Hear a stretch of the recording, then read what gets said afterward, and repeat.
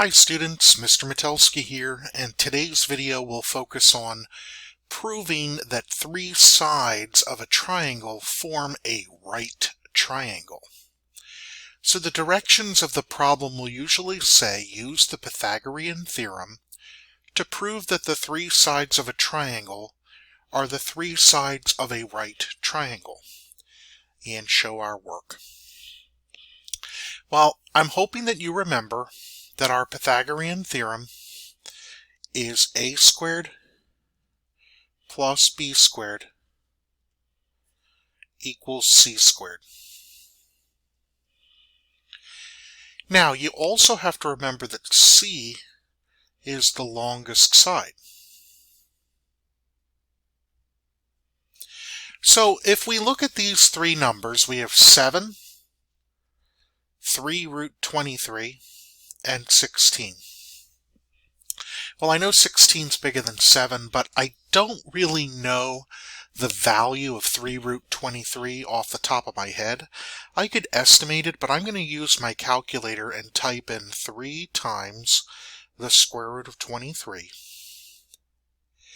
And I get about a little over 14. It's really 14.39. So I know that indeed 16 is the biggest side. So we're going to use 7 as our A value, 3 root 23 as our B value. Now you might think, wow, the 3 root 23, that seems a little intimidating.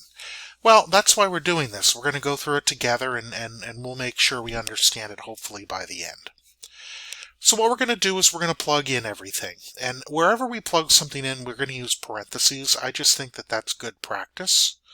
So A is 7. So we're going to do 7 squared. Plus B. B is this entire thing, 3 root 23. So we're going to write 3 root 23 and raise that all to the second power. And we're going to see if that equals c squared, and c is 16. So 16 squared.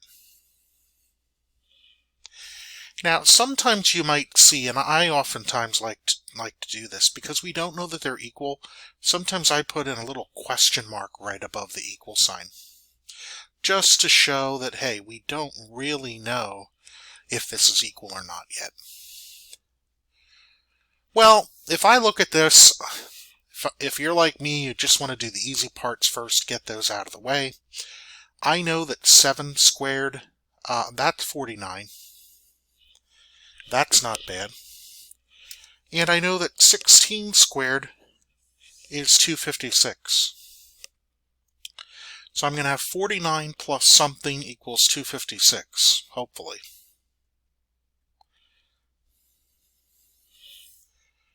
And again, I'm going to write a little question mark here because we don't 100% know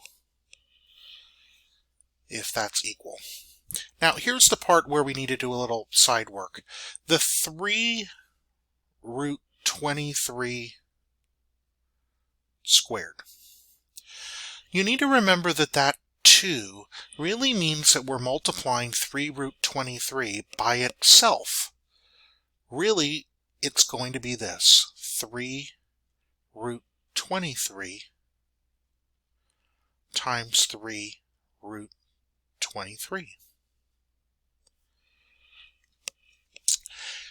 So we just wrote it out twice because that's what the exponent means. And the beauty about multiplication is that we can switch the order, but it still produces the same result. Like if I do 5 times 2, I get 10. And if I do 2 times 5, I get 10. So it doesn't matter what order I do it. 5 times 2 or 2 times 5, I still get 10. Well, we can do that with numbers that look a little bit more challenging, like root 23. So what I'm going to do is I'm going to reorganize this and move the 3's to the beginning. So I have 3 times 3 times root 23 times root 23.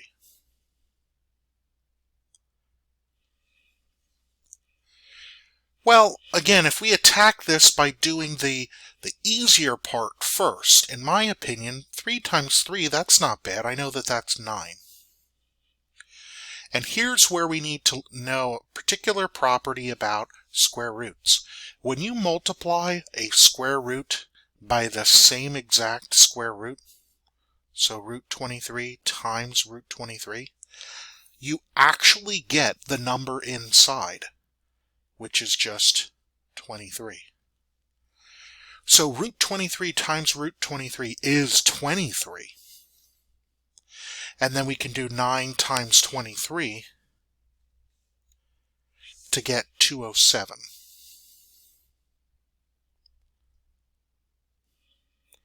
So I can now move that right here,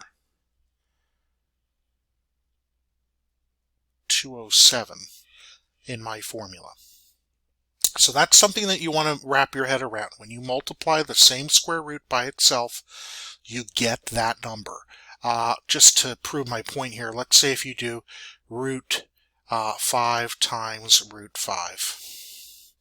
If you don't believe what I'm saying, think about this. Root 5 times root 5 is root 25. And isn't the square root of 25 just 5?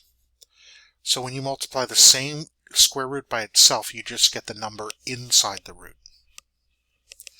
All right, here we go, folks. We're going to now add the 49 and the 207. So 49 plus 207, that gets us 256. And that does indeed equal 256. So we proved, using the Pythagorean theorem, that these three sides, 7, 3 root 23, and 16, do indeed form a right triangle. So this is the work that I'm looking for on that type of question. This is what we call our mathematical proof. Okay, it's important that we show our work there. So you can do it. If you have any questions, of course, you can always feel free to ask me or come onto the virtual office. I'm happy to help. All right, good luck.